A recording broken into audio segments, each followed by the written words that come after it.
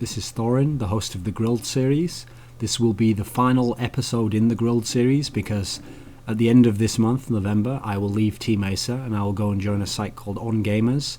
And so out of respect to Team Acer and the things we've built here, I've decided I'm going to retire the Grilled series name. And so this will be the final Grilled episode.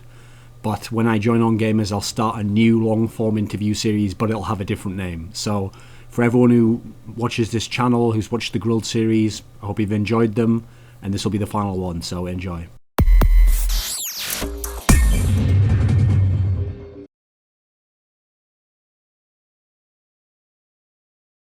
Hello.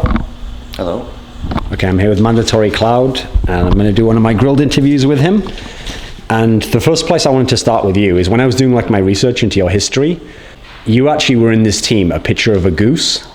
And what people might not know, okay, because all the fans in Europe or fans of modern day League of Legends are only going to know the big names, CLG, TSM, these sorts of teams from America. But actually online, your team was really good back then. I remember looking into the results, and in qualifiers, your team like sometimes qualified for lands you couldn't go to, or in Go for Lols, you just rampaged through a whole bunch of them, won tons of them. Was your team like equivalent to teams like CLG, TSM in the online circuit that used to exist, you know, before everyone went to so many lands? We weren't sure if we were, but we felt like we could be if we just kept trying. And so we just kept pumping out Go for Lols, like, yeah, we'll eventually get up with the big dogs. When you actually win, like there's actually, I always think of esports from the other games I've covered, like Quake and Counter-Strike. There really is almost like a tiered system, okay? So usually the first tier is to actually be good online. But then usually those teams go to the offline stage and they tend to struggle compared to how good they were online. And that's like a new phase of like, you have to get good at that as well, like the play on LAN and like the experience there. Then you step up the ladder like that. If your team, like, was it a case that this initial period, you didn't have like much sponsorship to go to tournaments? Like what was the issue if your team was doing so well online? We actually went to a few LANs. I can't remember which ones. They were like GSL, MLG, Anaheim, and like a couple others. But we had terrible performances. Like we got like 7th place, 8th place, something like that. In the next teams you were in, so mTw North America basically, in this lineup, the thing that was confusing is, again, like you were saying there, that you were going to LANs and you were getting similar results. It was usually like 8th place or something. And the problem is you usually have to play like one of the really good teams initially in these LANs, right? So when you first are transitioning from online part to the offline there, the reason why it's confusing as to why your team looks bad back then is that at the time, I remember seeing some of those results and I looked at the rosters of like your team and some of the other ones around them, like when Team Dynamic and stuff were around, and I was like, I don't know any of these players, so it makes sense that they'd come last. But now, when we look at all these teams like Cloud9, your team, some of the players in these lineups, even like some of the ones in LCS last season, they were all in these teams. It was all the same lineups. Like in your lineup there, you had a bunch of players. You had people out of Cloud9, you have people out of your team now. So what was it back then that was holding you guys back from actually becoming a good team when you already had the names, you know? I think it's actually pretty interesting, but back then, it could just be that we're like veterans. We've been playing the game for so long, like we played it when pretty much everybody sucked, and then we just got better and found our places on new teams, something like that. Like, what was it, like Balls on our team? Who else? Oh yeah, Ahri went on to COD support. Xmithie, Muffin QT. It's probably just I think it's just because like we've been playing it for so long, and then we have a lot of experience with the game, and then we easily transition that into like a LCS career. But when you had this lineup back then, the one we just mentioned here, every name on there has played in LCS at some point now. Was that team, for example, one where at the time you thought like, oh, we're going to make a breakthrough into being like a real team at the time? Since none of you were actually famous back then as you are now, was there a degree to which it was like you expected to lose to the big names when you went to these tournaments? I think it was because of our experience back then. The big teams are just like dominating LANs, and we went to a LAN and we lost like first round and stuff like that. It was pretty intimidating, and we thought like we would perform decently online, but then we went to a LAN, we just get crushed by that same team. So I don't know, it just got pretty demoralizing. Well, another factor that I've always seen in esports games where a team's good online and then initially they do badly at their LANs is that the teams who are the really good LAN teams who they've beaten online are always like, oh, see, it's bullshit, you know, they were never that good anyway. And it almost like makes them like, it makes it harder to get into those teams to some degree because then like, oh, you're just an onliner. Do you think like, did you face this at all in your career? Not really. No. I just like players kept changing around me over time, and then we eventually just qualified for the LCS. I never really had that issue, no. Since I never like joined a team, it was like people just kept changing around me. I never had that issue. Were you someone who was ever in a position where you might have joined like a Curse or a Dignitas or one of these sorts of teams? Were you ever actually in a position to do it, or were you just, did they never come asking? Back then, if I got an offer, I probably would have done it. Yeah, like 100%, I would have taken an offer like that. But just never did. So I just kept like picking up new players. I don't remember the order it happened, but eventually we got this roster, and just it's been pretty good ever since. Was your actual skill level lower back then? Like when people see you now, okay, they get one of the. Let me phrase it like this. Everybody sucked back then. Okay. To be honest, if you watch some games from like past lands and stuff like that, everybody was god awful. So, in general, yeah, everybody has gotten better to make the competitive environment that we have right now. Well, one of the things about that early period, like 2011 going into 2012, is it's when all of the biggest, most famous NA names were all like in their primes, basically. That's when they had all their big LAN success. Were these guys, at the time though, were they like a significantly above like people at your caliber, or was it close? I don't actually know. Back then I always felt like I was a pretty good player, and it was mainly the teamwork aspect. We just could not get like picks down or like teamwork or make plays together, and we just crumbled when it came to like playing the top tier teams in LANs. So in terms of your individual matchup back then, if you were if you faced, you know, like a Reginald or a Scara? I'm terrible at like judging my own skill level, so okay. Other people might be like, oh, Cloud was terrible, he got really good though afterwards. I don't know. Who were the players back then of the top teams who actually did stand out to you then? Who did you legitimately think like, well, this guy's really good? In NA, it was basically GG, and that's all I can think of right now, actually. Reginald?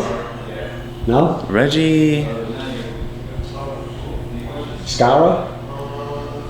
Yeah, Scar was definitely good back then, and yeah, I guess Reggie.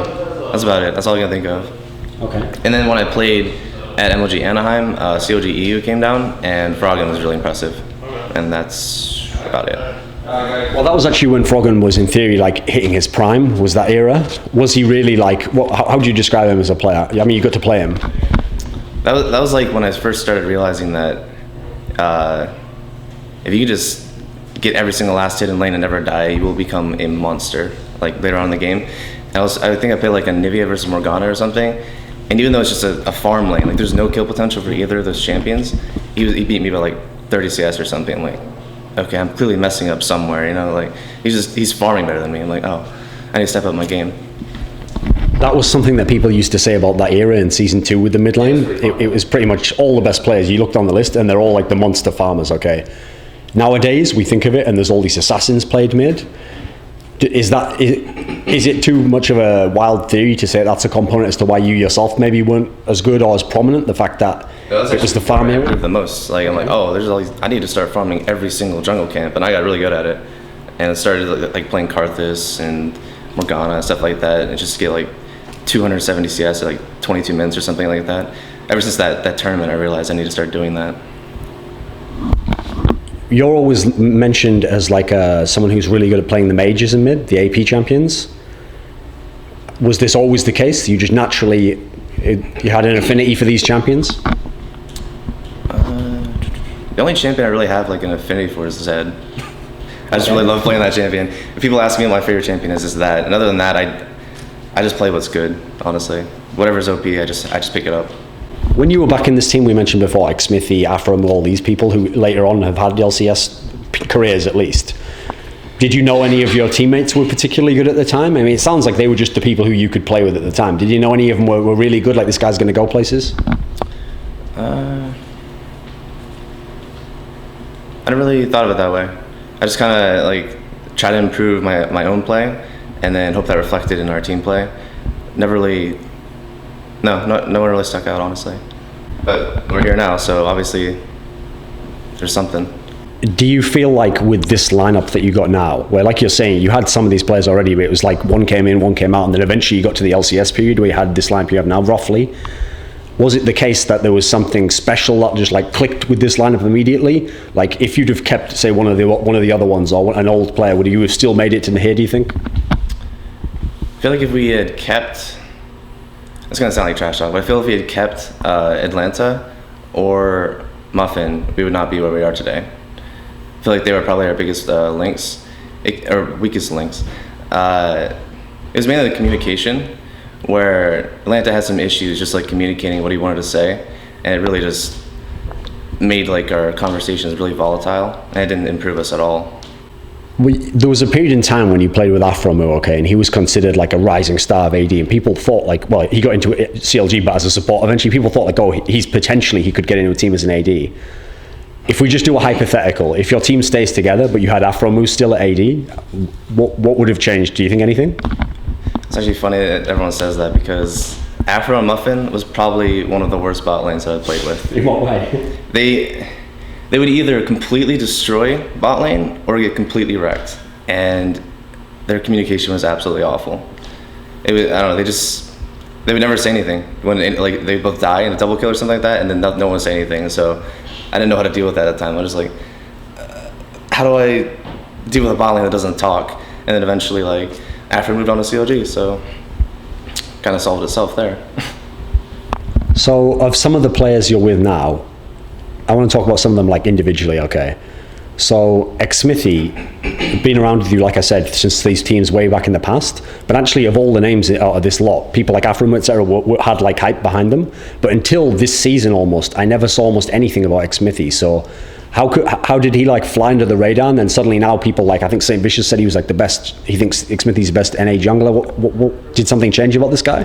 He really improved in the second split, and I think that's partially due to the fact that we kind of realized what his jungle style was, okay, and then started actually using it. So like, who said it? It was like Cloud Templar, I think, brought up the term herbivore and carnivore. Yeah.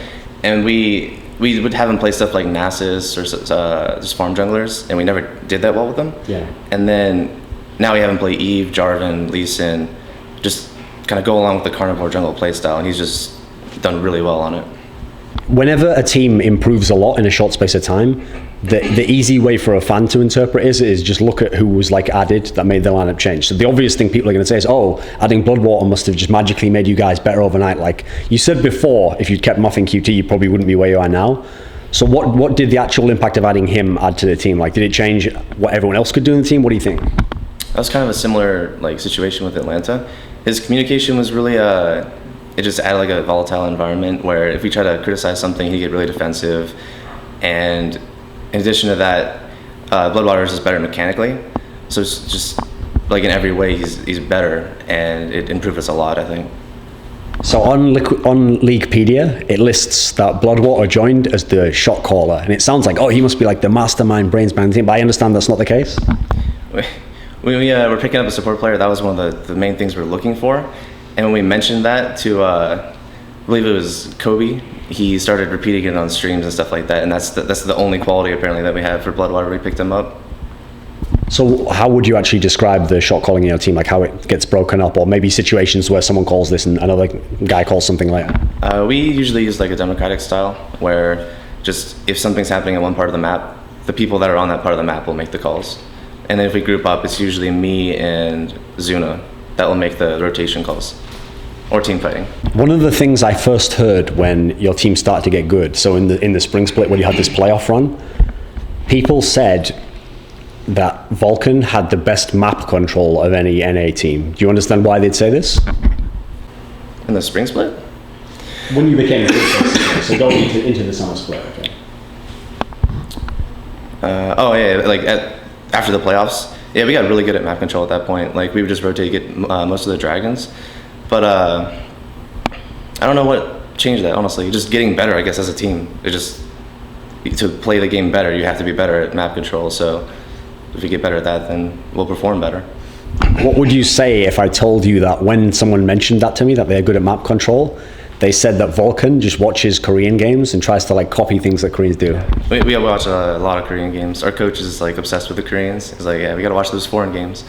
And yeah, you can learn a lot from them because they do play the game really well. And we watched a lot of Korean games. Can you pick out like an example or a general thing that like before we used to do this, but now we changed to this because we saw like it works better in Korea, you know? One thing that sticks out is when someone like Pumandu or Madlife, when their team takes the inner turrets, the Christmas tree, the enemy red jungle, and you can just see literally every nook and cranny of it. You'll see like a ward on red, a ward in red, a ward on the Wraith Brush, a ward in the Wraith Brush, or in the Wraiths, then right next to it, and then one behind that, and there's like 20 wards in the red jungle, and you literally have map packs. So we learned that from them. Is this something is that an area where your team stands out from some of the other NA teams, vision control? I just know it's something that we learned from the Koreans. I don't know if we stand out that much differently from the NA teams. Is there a specific Korean team like maybe you took the most stuff from, or you look at and maybe they play the most Vulcun style? Oh yeah, SKT T1 picks a lot of champions similar to us, except for like the top laner, I believe. Yeah, he doesn't play much like Psycho Sid does, but everyone else, we play really similar champions, so we mainly watch their games. When I saw the LCS summer results for your team, okay, your team, bizarrely, you finished 20-8 or something like that, 20, yeah, I think that was right, 20-8 I think was your regular season record, okay, which is a great regular season record, that's very impressive, but because Cloud9 went so completely insane, it's almost like you managed to go under the radar, even with a 20-8 record. How would you describe your team in the summer season? Like, did you feel like aside from Cloud9, you were just dominating? I feel like if we played more consistently, like every game, we would have actually had a better record than Cloud9. Oh, okay. If, like, just for example, we had a 2-2 record against them, but if we didn't have a notorious record as Vulcun throw bargains, then maybe 3-1 against them, and just, in general, we threw a lot of games. Even though, like I say, Xmithie has now started to get a reputation, people are saying he's one of the best NA junglers, when your team started to get good, a lot of the people were just saying, oh, ManCloud carries their team. Now, obviously, it's going to sound disrespectful to say that to your teammates or whatever, but is it true that your team's like a mid-centric type of team? Yeah, I'd say that. Like, I try to get Xmithie to come mid, like, way more than top. That's actually an issue we've been having, because Psycho Sid is trying to play new champions top lane, and they only work if they have, like, a lot of jungle pressure, and we're more mid-centric, so, yeah. Do you watch European LCS? Do you take anything from them? Because obviously their whole scene is mid-centric there. I watch it a bit. Nowhere near as much as the Korean games, though. Like, if it's just a good matchup or something, like Lemon Dogs or EG, I like watching EG. That's about it. For all the other NA LCS teams, they all did so badly against Cloud9 that it's almost a waste of time to ask them why Cloud9 were better, because I don't think they know, okay, they haven't figured it out yet. But your team was actually quite close. You were 2-2 with Cloud9, and you yourselves, it was like you and Cloud9 up here, everyone else down here, basically. So give me your perspective on Cloud9. How did they just rise to the top out of nowhere, seemingly? They realized their playstyle really, like, early in the split, and they just stuck with it. Like, every game, they have Meteos gets big, and then High just plays a champion that doesn't need much farm, and they dive the enemy to carry. That's pretty much, it defines the C9 playstyle. And they know what it is, and they do it really well. And so they just crush teams. So why do you think other teams couldn't adapt? Or why did the other styles of the other teams, like, for example, at TSM, their style's been famously, it's worked against everyone, you know. Why doesn't it work against the Cloud9? I don't know. They just get outplayed in lanes, probably. I just think Cloud9 is really good at what they do. And the other teams aren't caught up yet. So it just shows. The person who always gets mentioned on Cloud9 is obviously Meteos, and their team's built around getting him farmed up a lot more than most junglers. How does Xmithie play against Meteos? Because obviously your team's one of the few that's having success against that style. It's actually kind of funny, when we scrim C9, we have this just running gag that if I kill high mid, then Meteos will just get big and win the game. So I don't kill high mid if I have an opportunity. When we play against C9, it's mainly just Xmithie tries to make more impact plays, and then Meteos just tries to just farm more passively. So they're just two different styles. One's not superior to the other. It's just whichever one works out. If he makes more plays, then obviously he's going to have a bigger impact on the game, and we'll get more objectives, more map control, stuff like that.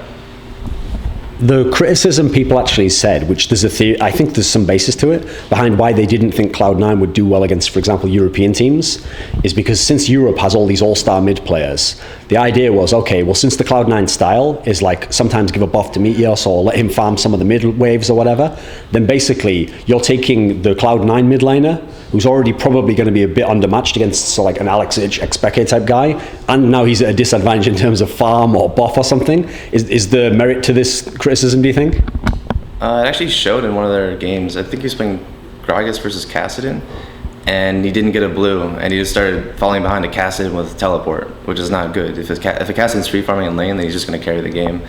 So yeah, it kind of showed in that game against Fnatic. When you play against Cloud9, do you find this also? Because obviously you're going like full on in your mid lane trying to carry there. I don't play the kind of champions that, well... You play some of them. It's not to the same degree though. Like I don't play Kassadin, so if I'm free farming against Hyde or something like that, I'm not gonna just go crazy, but it is kind of similar. Like I do kill Hyde a lot in lane, so... I don't know, it's kind of, but then that lets Meteos get big, and then if Hyde is playing a champion like Fizz, Kassadin, Zed, or something that doesn't need that much farm to do its job, then their style still works, and they're really good at that style, so they can still easily win the game. I want to ask about some of the games of the World Championships this year, okay?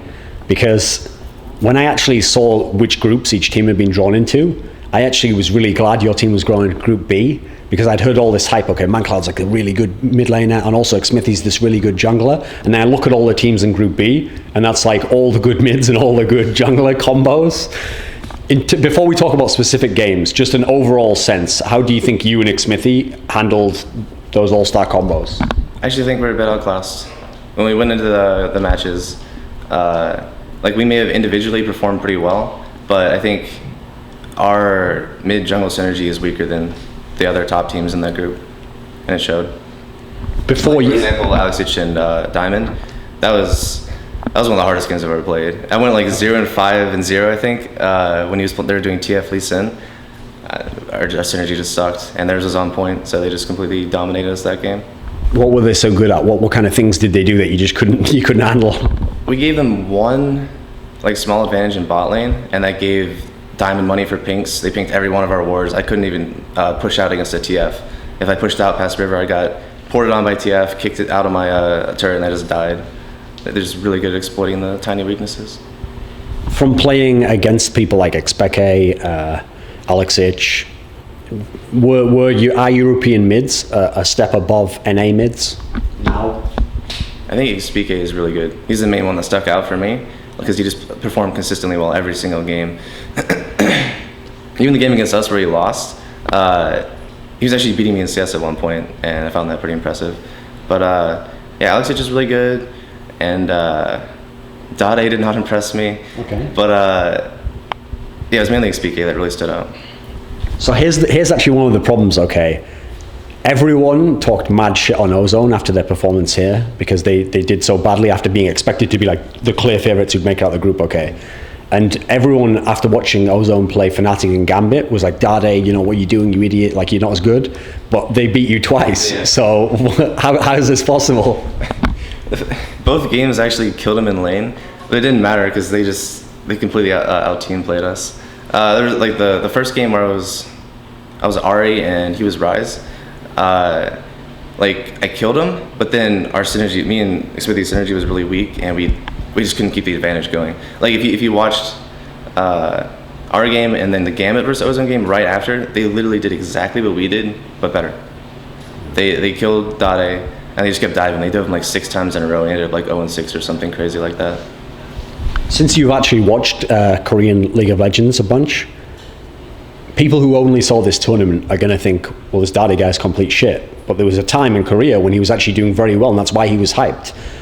Do you have any sense, like, was he playing uncharacteristically here? Do you think his style just doesn't work in this meta? What do you think it was? I don't really know. Like, it's hard to judge a skill level of a team when they're not playing in your region. You have nothing to base it off of except other teams that you don't know anything about. So like when he's playing in Korea and he looks really good, but then he plays against NA teams and he doesn't, what else is there to think except all the regions are actually really equal. That's how I feel about it, at least.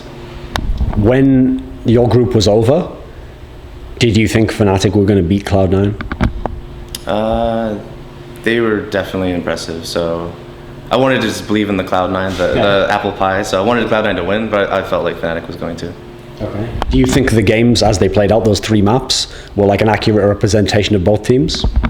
Yeah, I'd say that.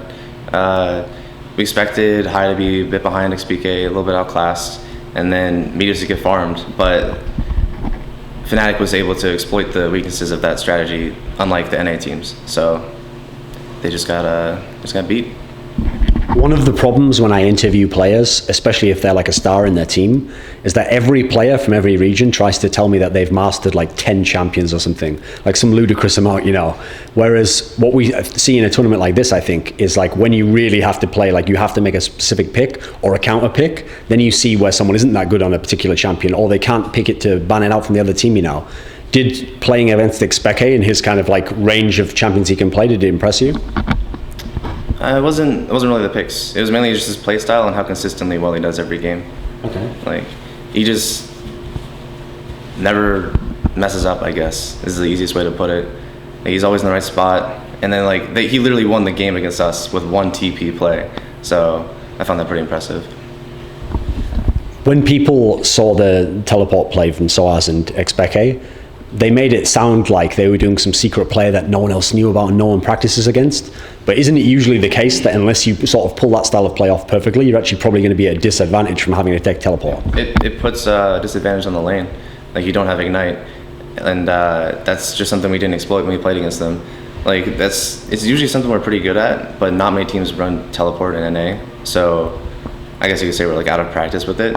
If you're playing against teleport, you have to make plays on the lane with the teleport, or else things are just going to go badly. Like, they tried to make a play bottom, they overextended a little bit, and he got a double kill and like 3 waves of creeps, and they just literally won the game off of it. So if we could go back in time now, okay, and rethink your approach to how you would play those group stage games. Now, obviously, you can't just say, like, because you know exactly what they were going to do, or they've gone there and ganked him early, but the general approach, okay. Was the general approach of how your team went into the Fnatic, Ozone, Gambit games, was it the right approach overall and you just couldn't execute? Would you change something overall now? Like, oh, we should have focused on this lane, or, you know? I think we actually did really well when it came to like picks and bans and overall strategy. It's just, like, because we actually had leads in almost every game we played, but we just made really poor decisions at the wrong times and just lost games. Like with the game against Ozone, the first one, pretty sure we're up like 5 or 6K, and then I just made one misstep on mid and got hooked. Instantly died. A couple other people died. They got a turret, another turret, dragon. Oh, our gold lead's gone. I don't know, just missteps. It's mainly execution, yeah. When people talk about like your team throwing games, okay, I want to get into this because the way I want to address it is like this, okay. Most people say it as though you're playing a perfect game, and then for no reason, just uncharacteristically, one small thing goes wrong and you lose the whole game. So it almost makes it sound like just pure luck, okay. But if a team does this over and over and over, isn't it actually indicative of like poor decision making at a late stage of the game or something? What can you say about this? I don't know if it was the pressure of the LAN environment or what, but just we tend to do that a lot, actually. Just in these actually we've been getting better at it throughout the season, making better decisions late games and stuff like that. Like, we almost never throw at Baron. That's actually one of our strengths, doing Barons and sneaking Barons. But against Gambit, we just did a stupid Baron. I really don't know. We're working on it. I'll just leave it at that. One of the things we actually saw in this whole tournament was actually what was interesting about all the Baron plays and all the games I saw was that it seems like at the moment, it's usually not correct for the team ahead to even go for the Baron. You debate the others in and you try and force a team fight, basically, because they have to go for it to stop you taking it. The teams who went for the just to try and get even more ahead when they were slightly ahead, it was almost like 50-50. Sometimes they just fucked the whole game up. Sometimes maybe they won anyway. What do you think on this topic? Does that agree with your philosophy on how to do it? I don't know if I agree entirely. Okay. Like, to an extent, yeah, if you mess up a Baron play, you can literally lose the game off of it. But we're usually really good at doing them. So if you just get enough map control and you have a fast Baron team, you can do it in like 15-20 seconds there's not much risk if you have a decent lead and all the lanes are pushed out or stuff like that. But yeah, it's very easy to throw a Baron, as we saw in the Gambit game. What did you think overall of, like, one of the things that people used to hype about Ozone and say was a big strength of theirs was that they had really good coaching, at least with their other organization. I'm not sure if that's an issue now, okay. People said that, like, they always had, like, a really good game plan, whoever they were facing. What did you feel like they were like when they faced you? Did they have a plan that could have worked? I mean, obviously they won, but did they have a good conceptual approach to it? Do you think they knew your team and what they were doing? What do they have, like Rise, Singe? I feel like it could have worked, but I didn't like the Rise pick at all. I feel like that should never work, honestly. The Rise against Ahri pick, just because he can never really like land a spell on Ahri in lane, so you can completely dominate that lane, especially with an Ahri, or a Vi. So, I mean, the Singe pick was really smart. They had comfortable picks on bot lane, so I mean, it was solid. I just didn't really like the Rise pick. Were you guys thrown off at all when you go into the game and suddenly this Looper guy's here who no one even has seen and he plays this monster Singe? I didn't even know that he was subbing until we looked at it and like, wait, where's Holm at? Oh, who's this guy? What, they play Singe now? Yeah, it definitely threw us off. Some of the champion trends we noticed at mid lane in this tournament, I'd describe them, two of them like this. In group stage, it seemed like Ahri was almost like won every game almost. Yeah, my only one that lost with Ahri in group stage. Why do you think that is then? Why was it so powerful here? She has literally everything a mid could want. It's like, she has wave clear, she has really good bursts, she has a CC, she has mobility. So she's just really safe, she's high damage, and she can jump 3 times. So why not play her? In the playoffs, rather than Ahri, it was like Oriana that actually was the one winning every time. Why do you think this is? It's kind of the same concept, except her, she doesn't have the mobility. Like, she has all the same things. She has really, really good wave clear. She can shove literally any mid lane to turret, pretty much the entire lane phase. So like even against an Ahri, even though Ahri is like an assassin, and assassins are good against Oriana, she can just keep them pushed against their turret, and they can never kill her. So, and she has team fight utility, really high damage also. She just doesn't have the mobility. Really top tier champion. Oh, you said before that you don't really play Kassadin, but over in Europe, a lot of the champions being played coming into this tournament were mainly the assassins. And yet in this tournament, we saw like some of the best xPeke games were on Kassadin, and we saw that actually not many of the NA players that seemed played it. Do you think there's a reason why, like, what is the balance like in NA between the majors and like the straight up assassins in mid? I don't know if it's an NA thing or if it's just me. I don't. Kassadin is, I think, in my opinion, a really weak laner. Okay. So I've just never really played him.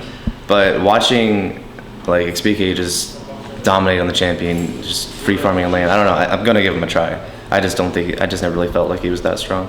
I don't think it's an NA thing because Hyde plays Kassadin, and I'm pretty sure he was going to pick it against Fnatic the first game, but they got owned by the first pick Kassadin. Sure. One of the champions that seemed to play a key role in the World Championships was Fizz. If people were picking that as the counter pick, like, is this a champion that you can bring into your arsenal? Should you have been better at this champion? I was going to play Fizz. I practiced him a ton for the group stages, but we just never had an opportunity to bust him out. What was your evaluation of some of the other people who played him? I think Reginald played him. I think Nuke Duck played him. I know there's a few people. I think Alex Itch played him. He's really really easy to fall behind on. Like, if you mess up once in lane, then if you try to farm her through E, that's not you farming it through E. That's now an opportunity for them to kill you, because that's your only escape. So like, his lane snowball is really hard, but if he's ahead, he's kind of the assassin that trumps all the other assassins, because he has an invuln on a 5 or 6 second cooldown at max rank. So like, he just dodges all the other assassins' damage and just kills them instead. Was there anything different about the European teams, maybe even like Lemon Dogs as well, if you watched much of them, in terms of how their mid laners played? Like, is this different from the NA style overall? Not that I can think of, no. I think generally there's becoming like a kind of like a world meta where everyone is just kind of playing more or less the same now. Except the only real difference between the regions, I think, would be the picks. Like, for example, Aatrox is really heavy in EU. None of the other regions really picked that up. I think Korea actually picked it up towards the end of group stages. Like, oh, maybe this is actually good. But yeah, when it comes to playstyle, I think there's only a few ways you can really play mid, and the NAU isn't really that different. Even though your team lost a lot of the group stage games, I don't know if you saw these on Reddit. Someone was posting translations of what the Korean casters were actually saying in their casts of the games, okay? And almost every time, Cloud Templar and some of the other Korean casters, even in the games you lost, were really complimentary of your play. Like, were you aware of this? What do you think? I didn't know about that. That's cool. The other regions think I'm good. Did you actually feel from how the tournament went, even though you lost the games, like your own performance was it up to par? Was it what you'd expected? I feel like in some of the games, I really couldn't have done much better except for communicate with Xmithie better. I think that was our biggest weakness in group stages. Just me and him working together to get me big. We just kind of failed in the games that we lost to do that. After this tournament, people will probably say you're the best mid in NA because you had the chance to play all these, in theory, all-star mids, and you kind of held your own, or you did well even in the early parts of the games against them. 2 times. So, do you think that's a fair statement? Can we say that ManCloud's the best mid in NA? I'm not complaining. Like, what is your sense of it? What do you think of your peers? I get that question a lot, and I don't pay attention to that. Okay. I really don't pay attention to that, like how I rate myself to other mids. I just feel like every game I just do my best. That's my main goal in every game. Make sure that I am doing my best. And if everyone thinks that I am the best, that's cool. Okay, let's break it down a bit then.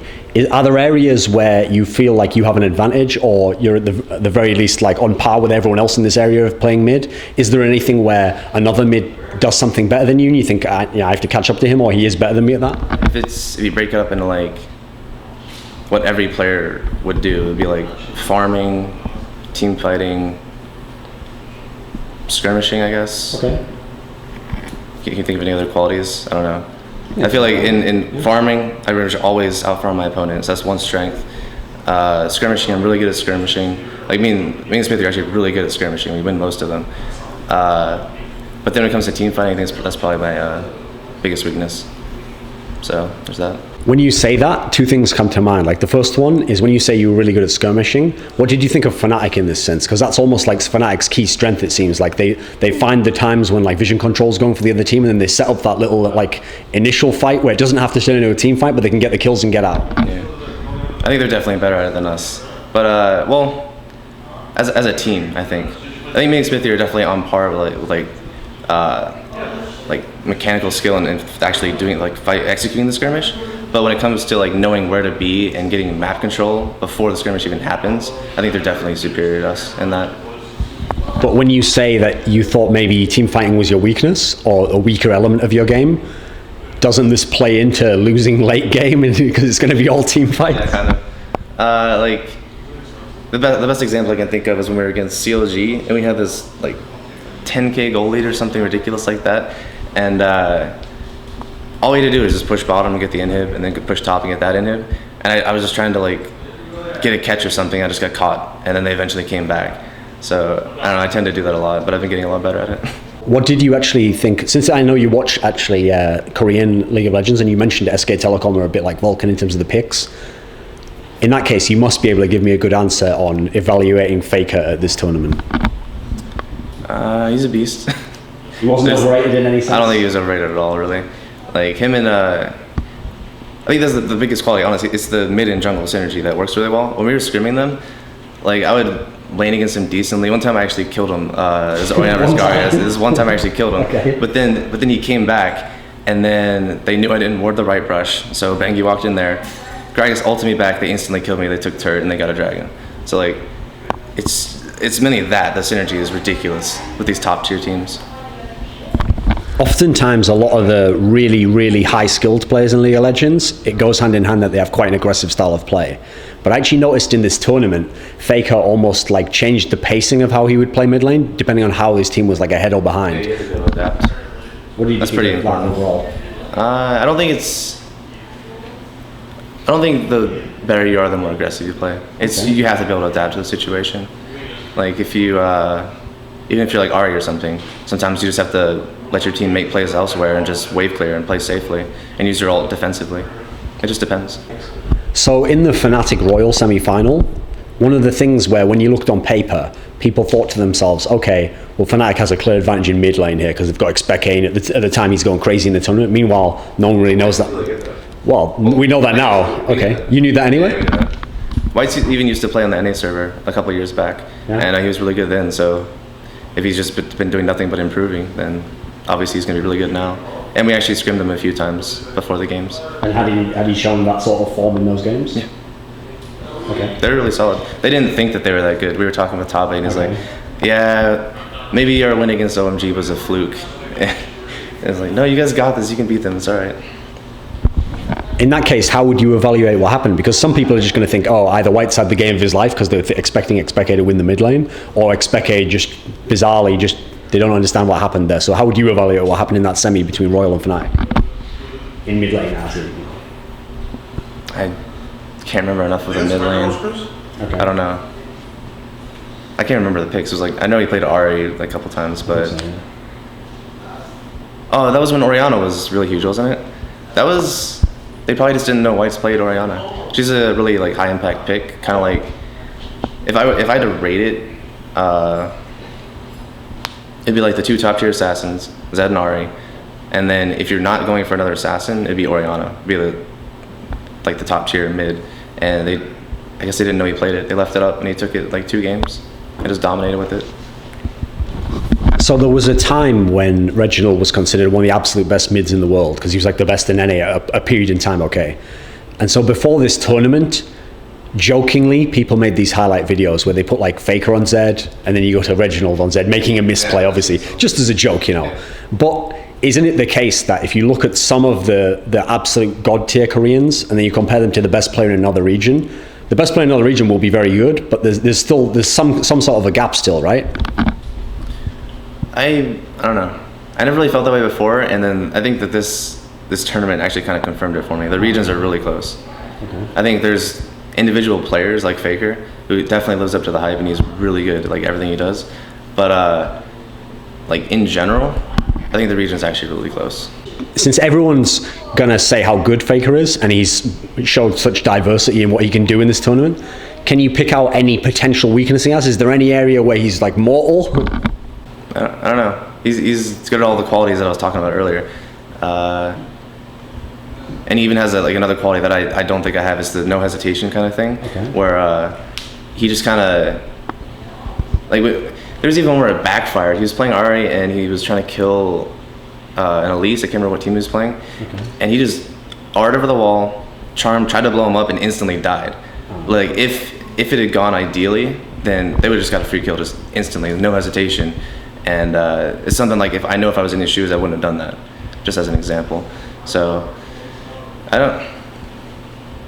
he's probably just like a superior version of me, I guess. As a hypothetical question, okay.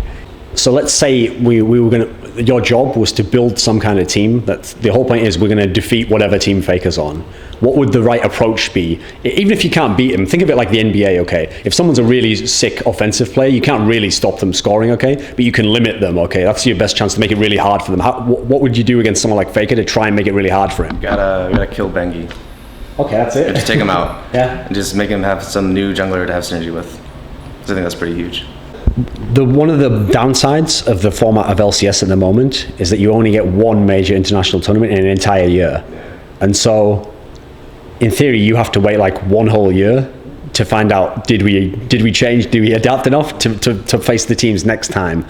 Like, at least now everyone has like a basis for, it's not like, oh, the Koreans are ridiculously good or China is way ahead of us. It's not like, I have a general understanding of their skill level now, and when I watch their games, I understand it way better now. Do you honestly have the sense right now, if we did another interview in 1 year from now, okay, and again, I'm interviewing you after the World Championship, say, would Vulcun have finished top 4 the next one? Do you really have that sense? Yeah, I feel like that. Why? Like, we learned so much from this tournament. I think now we have another season coming, and we might have some like roster changes. Not roster changes, roster Role swaps. Role swaps, We're thinking about okay. doing a role swap. Not confirmed yet, but we're thinking about doing it. Okay. I think if we do that, we have a whole other season to practice. We know what we need to work on. I think we can definitely become a much, much better team.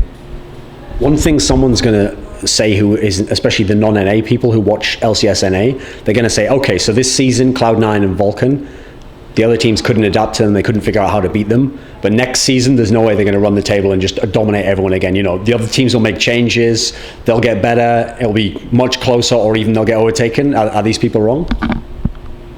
No way to say it, really.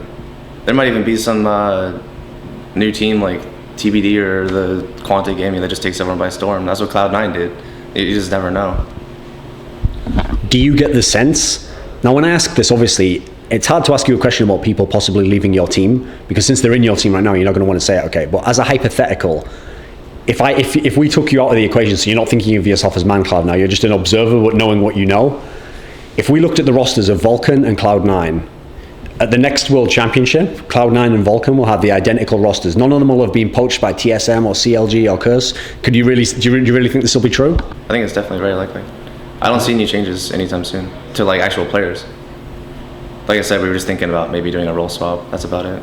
And I'm pretty sure Cloud9 said they weren't doing anything either.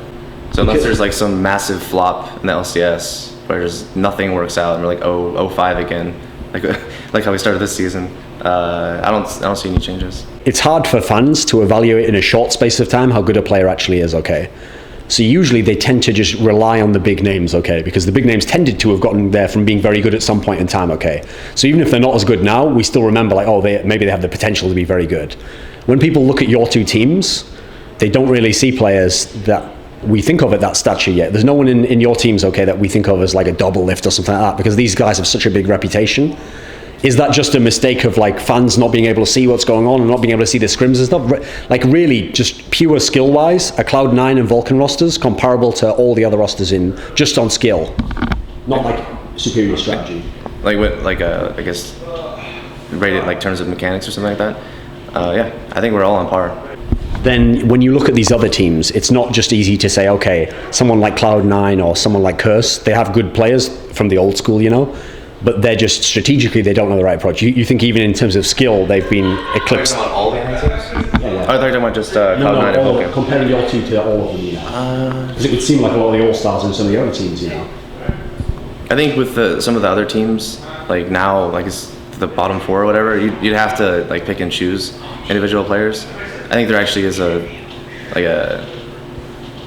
are a lot of weak players in the LCS, but there are a lot of good ones too at the same time, so I don't know. One of the criticisms that people who aren't from NA are going to say when they look at LCS and they see all these famous players now in the bottom half, they're going to say, okay, NA has enough star players, they're just not in, they're spread out over the teams too much. Is this accurate? Yeah. Just like if you were to pick and choose all the best players from a team, you can make some like two or three super teams that would just be really, really good. If I ask you hypothetically to give me an example of one, what would be a good ManCloud super team? And you know, if we were going to like dominate the Koreans or something. Like me and the four others? If you want. From just NA? If you're the best mid-laner, sure. Probably have me, Double Lift. Give me a reason for each, like why that one stands out. He just seems like the most solid AD carry to me. Okay. Even though when his team seems to be doing poorly, he does really well. It could have something to do with the fact that he just takes all the farm. I don't know, but he just performs the best. I take Xmithie in the jungle, mainly because I'm already used to his playstyle, and I don't know how I'd mesh with Meteos' playstyle. Top laner, probably either be Voyboy because he's like a wild card. He can play anything. Yeah, I'd probably go with Voyboy, and then support BloodWater, and then me mid. Okay. So BloodWater is the best support in NA. I think that's actually one of the biggest weaknesses in NA. There's not many good supports in NA. Ah, okay. So BloodWater is even better than xSpecial? Yeah, I think it's better than xSpecial. In what way? I just think it's like better mechanically. Oh, better. Okay. Although BloodWater does kind of suck at Thresh, and that's kind of important. So I don't know. Okay. That would have to influence my decision. This is going to be a hypothetical here, okay? But even though I'm going to do this as a hypothetical, this is something that actually could happen, which is since top lane now is so many bruisers and tanks, okay? We've got like Renekton, these sorts of people. Shen, this is who tends to be succeeding in the top lane. Voyboy's meta style of playing all these assassins doesn't seem to work as well, okay? So there's a real chance, even though I'm going to tell you as a hypothetical now, that we might see one day Voyboy play mid lane. How do you think he'd do with his famed assassins? I think he'd do really well. Like we were actually talking about that. If Voyboy went to mid, he plays all the champions that are good in mid right now, so he'd make a pretty good mid laner. Didn't he? I think he's been in the playoffs. He actually played mid. I think he might have done a role swap. Yeah, he played Kassadin mid. And that was the game where they dominated. So that would actually be a good move if you were their GM. Yeah. We were talking before about the fact that NA seems to be a little bit weaker at mid, just compared to some of the regions that have like tons of them. Okay. Is there like an up and coming mid, or someone that people who aren't super familiar with the NA scene should like keep your eye on this guy? Like he might be the next really good mid player. No. No? Why not? I'm gonna have to actually agree with that. That the NA mid scene is kind of weak. I used to just say it isn't, just because like I get all defensive, like NA, stop bashing on NA. Okay. But I've kind of started to agree with that. And was that just because of this tournament? Well, no, playing like the LCS and playing in this tournament and then watching the EU players, yeah, they're really good. Simple as that. If you look to the future, this season, one of the things that seemed a bit underwhelming about your team is that since you were the clear cut, at least the second best team in the LCS regular season, then people thought, okay, so the playoffs for Vulcun, it has to be the final. If it's anything below the final, then it's going to be a disappointment to some degree. Is this true? I mean, shouldn't your team at least have been second based on the regular season? We're just looking at the season, yeah, but it's best of ones. Yeah. And there's no crowd. So that played a factor, do you think, in the semis? I think it played a pretty big factor. It's actually pretty, what's the word for it? Like overwhelming. Okay. When you're playing and you can hear the crowd and all they're yelling is TSM, and you're trying to make a call and it's just TSM, TSM. So yeah. And we didn't play that well, like, on top of all that, so, yeah. Well, does it concern you then that because of the format at the moment of LCS, you won't really get that many chances to actually, like, play more stage? It's not like there's a tournament every month, you know, you have to wait till the end of this split, then the end of the next. Is that a concern at all? Like, you have to really quickly adapt to that? And play in front of a crowd and all that stuff? I think the next LCS is going to be with a crowd. Okay. So that'll solve that, I think.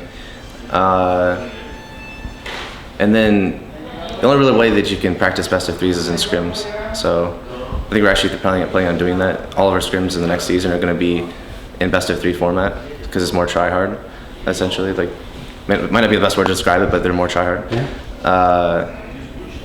Yeah. We know where we flopped at playoffs, and we know how to fix it. So. This might sound abstract, but just go with me on this idea, okay? In Counter-Strike, which I followed for a long time, there was a period in time when EU was ahead of NA, okay? And so the problem with NA was they could, because their teams were worse overall, they couldn't get as good practice. And so that kept like making them fall behind a bit more. So what happened was the teams who had decent sponsors and organizations in NA, they actually came up with a plan that worked, okay? What they'd do is they'd fly over to Europe just before like the big tournament that was gonna come up. And then for 2 weeks, they'd just boot camp with all the European teams. It was like a way to sort of like get a shortcut into the European practice. I don't know, see what you're trying to do. Yeah, kind of, but they did it for a whole season, you know. Yeah. Is this ever a possibility, you think, that your team, for example, if there's like a big off season like there is now, you could go to another country or you could bring a team to you? Is this anything that you'd ever think of changing, or will it be the same old style of practice? We were actually thinking about possibly going to Korea for a season, but I don't know how it would work out for LCS. Yeah, but I don't know how it would work out for it with like LCS, so okay. we were just thinking about it. But like it'd be really cool, yeah. Just play against like entirely new teams, even if they're like maybe not even better. I feel like the Korean, they are in general better, yeah. But maybe even if they aren't, it'd be a good experience to just play against different teams. You were mentioning there, like you're going to try and change up practice so it's best of threes and try and get it more like a real tournament. Okay, one of the problems I've always seen with the NA League of Legends practice scene is teams not playing the way that they're going to win a tournament in the scrim. And a famous example of this was that week where Curse was like top of the LCS spring, and then they played CLG in a whole bunch of scrims and got like completely owned, and that basically caused their team to like collapse, even though that wasn't indicative of how the games were going in the actual tournament matches anyway. Is this in general what the environment's like? Like how close are the scrims to the actual LCS games? Right now it's actually not similar at all. we have the same, like we're sitting in the same format, but we don't even use headsets. We just yell at each other essentially. Okay. So there's that. We don't even have game sound because we're yelling at each other. Then there's no audience, obviously. And then a lot of times when we're playing a scrim, we'll just remake if something dumb happens in like the level 1. Like we do that a lot with C9. We'll play them, and then Lemonation will try to get a ward somewhere, and we kill him. And then like, all right, remake. We'll try that again. And we do it like sometimes up to 5 times in a row. Okay. It's actually kind of crazy. Like, is that a good idea though?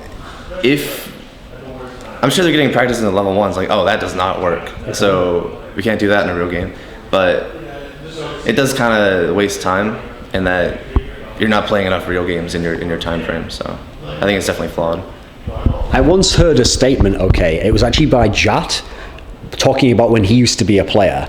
And he once said that the reason why his team Dignitas had stopped practicing against TSM was because if you played TSM, he said that they would never play properly in scrims. All they would do is kind of like let you have all the champions you want. That's actually true. Yeah, and they would just purposely kind of like scout you while giving you nothing. Does this still exist at all? We literally had the exact same issue with them. I can't remember what my roster was when we scrimmed TSM, but we realized the exact same thing. Like they'd banned like Heimer, Annie, something else. And how recently was this? Like a year ago or more. Okay. They'd banned troll bans, we'd banned real bans, and then they just play whatever. And in the tournament, like, why are they playing that? And they've never played that in a real game. They just kind of trolled essentially. And yeah, I definitely agree with that. Does that happen with any other teams? Was that just a one-off, or do you think any other teams do any shady tactics like that? No. People don't really do that anymore. Everyone's pretty much tryhard. The only non-tryhard thing would be people don't always ban everything because they want to try practicing against it. So they'll ban like maybe like Zed, just Zed, and leave up like Ahri, Fizz and stuff like that to play against it because they're never gonna play against a Zed or something like that. But yeah, people don't troll as much anymore. In terms of the amateur scene in NA now, how close are the teams who are going to be in the qualifier? How close are they to actually getting into LCS? Like if you had to bet now, would you say all 8 LCS teams are coming back again next season for NA? I don't actually know. What's your sense? The only amateur team must have played them?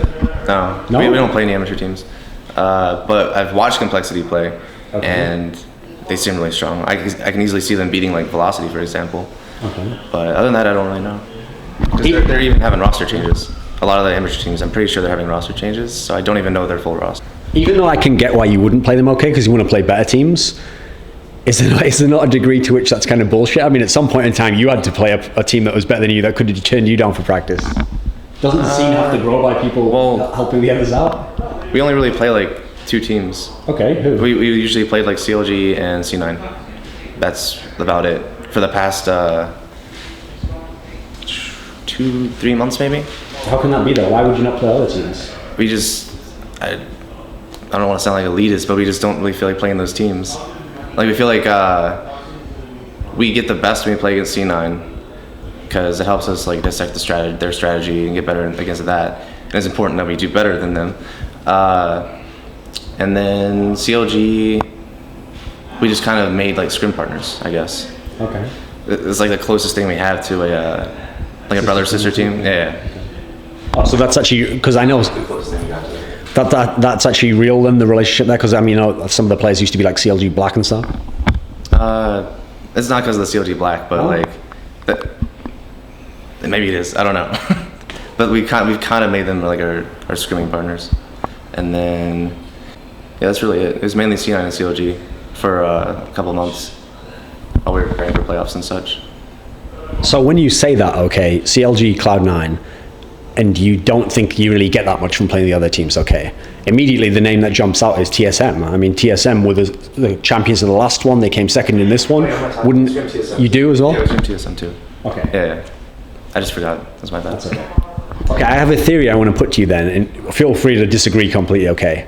There was a problem in Counter-Strike when I used to follow it as well, where teams who scrimmed together, if they only had a small pool of teams they scrimmed, say 1 or 2 teams they played, and they played them all the time, they would get too good at only beating that type of team, and then when they played a different style, they weren't as good at it, or they'd thought that certain things were too good or too effective that maybe weren't as effective against all sorts of teams. Am I way off? Is this not a problem with playing so few teams? Well, it can kind of apply to League, but I think the only team that really holds true against is like C9, because because their playstyle is way different from all the other NA teams. So if we just played C9, I think we would not get that much better. But we played CLG and TSM at the same time, so it wasn't an issue, I don't think.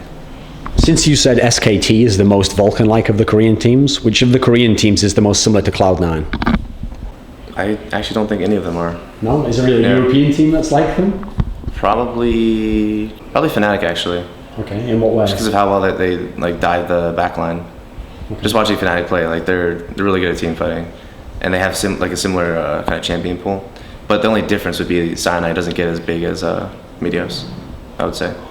In 1 year from now, Vulcun will definitely have overtaken Cloud9 as the best NA team. Not just do you hope it, do you want it to be true? Really, based on what you know now about the game and how you two teams play, this is like the trajectory for Vulcun. If they keep their playstyle, then yeah, easily. But if it just depends on how they... Your style is a counter to theirs? I just think it's more versatile. Oh, in what sense? Because like, if you watch all their games, they pretty much do the same thing every single game. They just have assassin on mid, it's like a backup assassin in jungle, and they just dive the squishies. Okay. So, I mean, you could say that it might be a really effective way to do it, but if you do it the same way every single game, then obviously you could just play like a safer carry or something, or have like you can counterpick certain aspects of that, and they'll never beat you. So. And then it just comes down to objective control and stuff like that, like where you're just outplaying your opponents. And if everyone gets better, then that aspect won't like happen anymore, if you know what I'm saying. Okay. Like they won't just outplay you anymore. They'll only have their strategy to fall back on. And if it doesn't work, then they'll just lose. Okay, another hypothetical. For some reason in LCS summer, all the results were the same, but Cloud9 finished where Vulcun did, okay? So they were third. And so then they go into Group B of the World Championship. Does Cloud9 get out of that group? Yeah, I can easily see them doing better than us in most of our games, just because they play more consistently. Like, so who would they have beaten of the Europeans? I can see them beating Gambit. Genshin plays like a lot of like unsafe carries, like Varus, Kog'Maw, stuff like that, and I think that would get destroyed by Cloud9's playstyle. But they never played, so there's no way to. We'll never see it for at least a year. Yeah. It sucks. What about Fnatic? As we saw with their games, they're really close. It would just depend on who's playing like here, who's playing here. And Ozone? They could easily make it out, and I think they could beat Ozone too. Oh, Ozone actually, like with the hype coming into the group stages, I think Ozone like failed the most to reach that. Fnatic definitely impressed me, and Gambit was like just right where I thought they would be, and Ozone was like underhyped, I think. When you think of where your career was a year ago, 2 years ago, like obviously the trajectory's going up for you and your teams that you're on. Is it ever going to be the case that you could really, like, could an NA team really be the world champion at season 4? Could it really happen? And not just like, it'd be great if it could, but like, you know, conceptually or in terms of how good the players are, this could be the case next year. It's always possible. Like, we definitely had a better showing than, well, it was a different format than last season, so we can't really say that. But we won more games at least, you know. Okay. So like we're improving, and then everything's kind of shifting to like a world meta. Everybody watches each other's games. You can watch Chinese games much easier now. They're not like a complete unknown. Pretty much every team watches OGN, I'm pretty sure. So there's that. It's just, it would all come down to like the infrastructure, I think. And even though we're slightly behind Korea, I think, so at this point, we can catch up pretty easily. If I put together a few of your answers in my mind that you've given me so far, so when you named your team of all the different players from around the LCS NA, there was like, I don't think anyone from, no one from TSM made the list. You said in your semi-final, you mainly thought it was like the crowd and your inexperience at the stage, stopping you from beating TSM and going to the final. Does that mean that TSM is like a tier below Cloud9 and Vulcun? Ignoring factors like crowd and stuff like this? I mean, they don't have the players in your mind? I would say towards the end of the season, they would get to that, yeah. Okay. They're really good at team play, I would say. But if Reggie goes on tilt or something, like it just shows how they kind of fall apart. And I don't think we have quite that extent of a problem. So, yeah. I think they're slightly below us now. One of the things he used to be most famous for in his playing style was going super aggro. And basically, people always used to say, actually, the thing that worked about it was he played like the jungler was always with him, even if it wasn't, you know. Yeah, it's actually in our first game against them in the playoffs. I played the Zed versus Ahri matchup so many times. Like, I even did it against Alex H, and I beat him that game. But in the game against Reggie, he got W first level 1, and no one had ever done that to me before. They just get W and just auto attack the crap out of me. And I was like, oh, this really caught me off guard. Oh crap, I'm like half HP.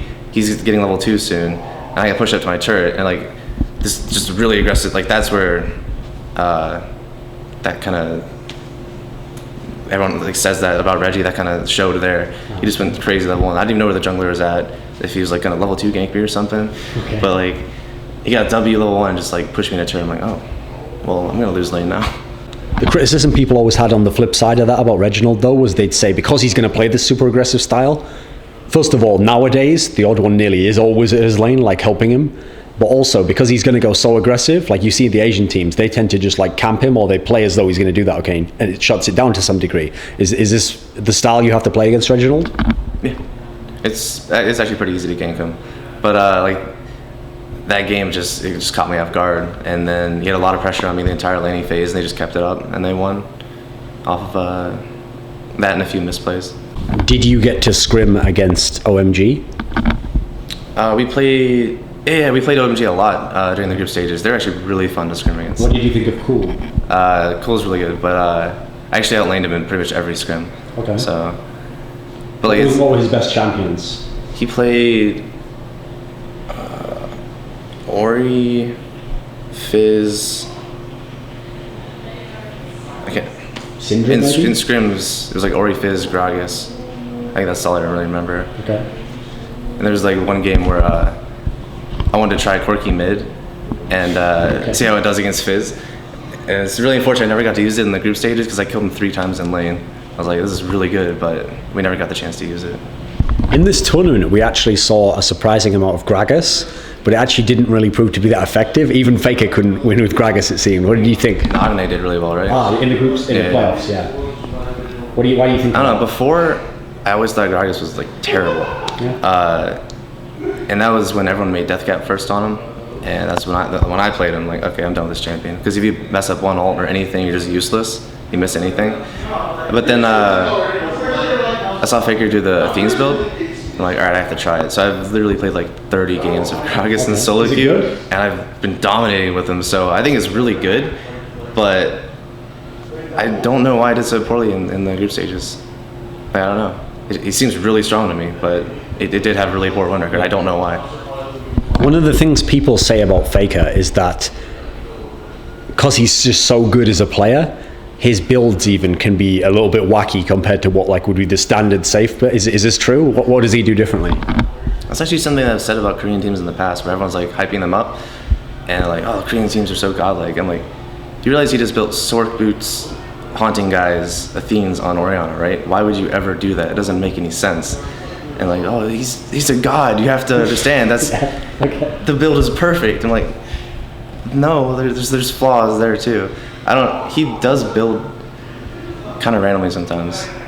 Like, he used to have the magic pen, like, he's obsessed with it. He went Sorks, Haunting Guys, Abyssal. I'm just like, okay. And now he doesn't even buy 2-2 boots sometimes. I don't know, it's weird.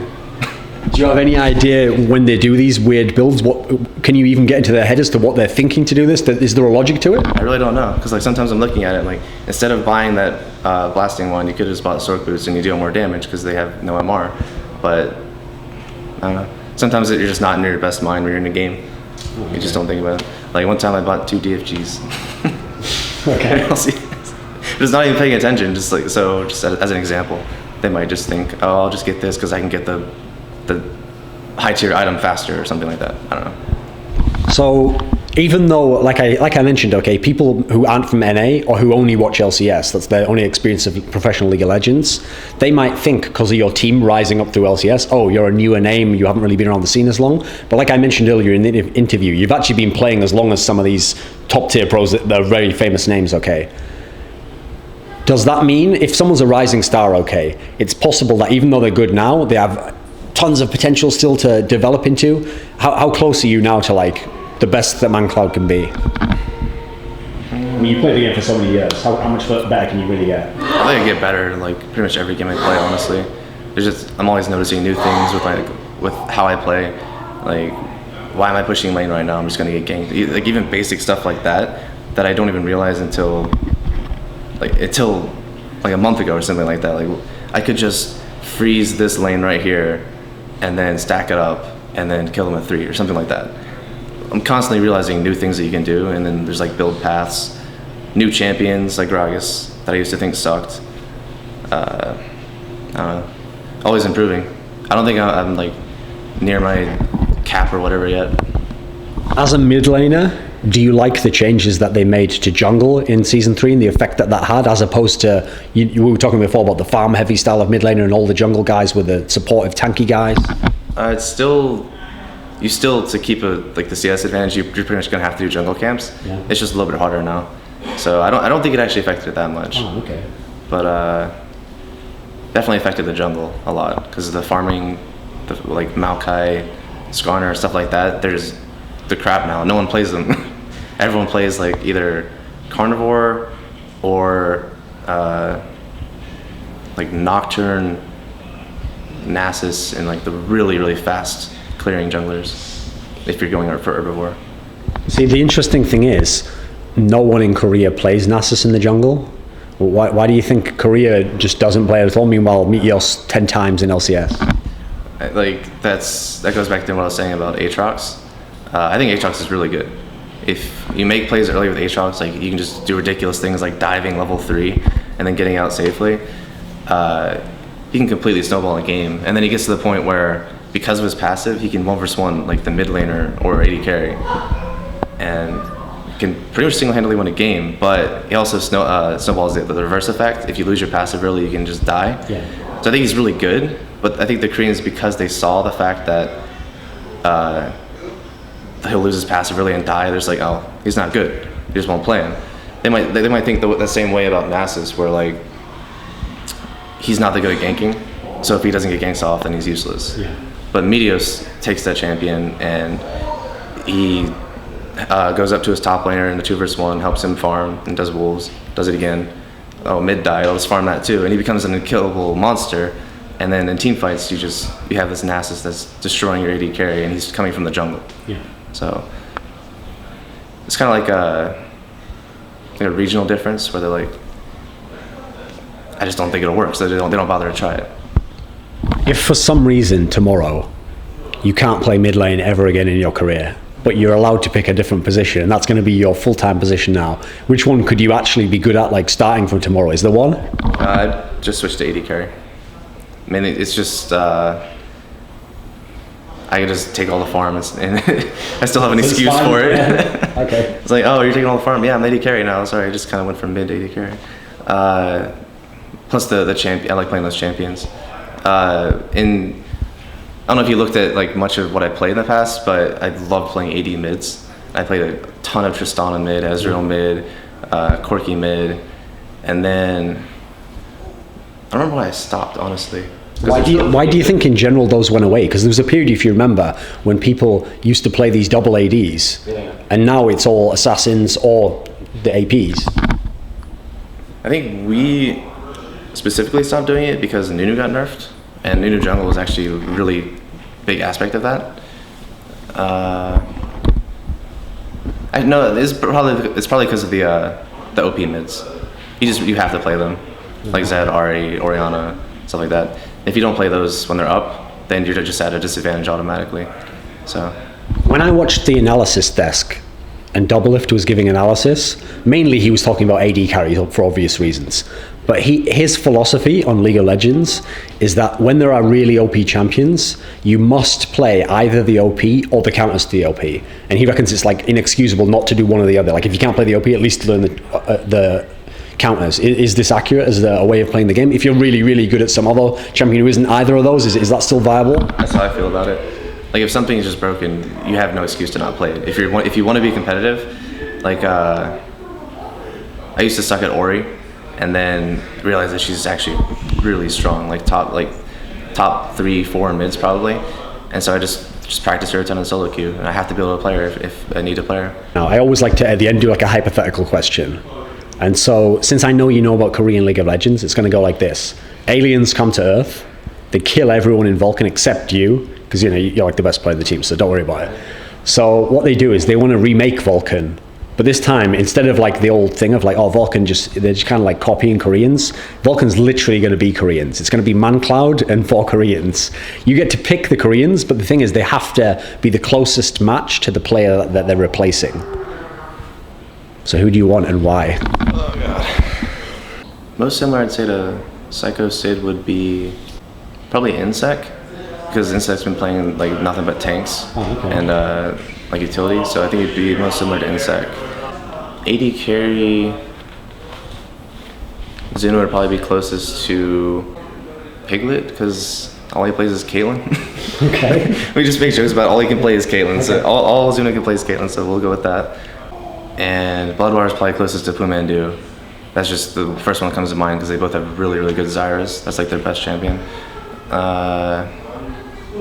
And jungle, I think Xmithie is probably closest to Dandy. In fact, I think they're like the same. He's like the Korean, the flip version of Dandy. Okay. So actually, champions, they have the same playstyle. That's actually the easiest one to make. So actually, that's something else I'll just want to add in there. On the analysis desk, Doublelift kind of got laughed at because going into the group stage, he actually made the bold statement that he thought Xmithie was as good or better than Dandy. And then obviously, since your team actually lost to Ozone and then lost to some other really good junglers, yeah, I mean, was he being exaggerating? I definitely think they're like really, really similar. I don't know about skill level, because I don't know. I'm not really paying attention to. They're just farming neutrals for most of the game, you know. So I'm not really watching that. But yeah, they're really similar, and I think that in skill level and champion picks and stuff like that. Do you have any final words or someone you want to thank or say hello to at the end of the interview? Thanks to all of our fans. We didn't have many supporters at Worlds, but we saw a couple of Vulcun shirts, so that was cool. Shout out to our best coach, NA, Kenma. He's pressing me to say that behind the camera. And yeah, that's mainly it.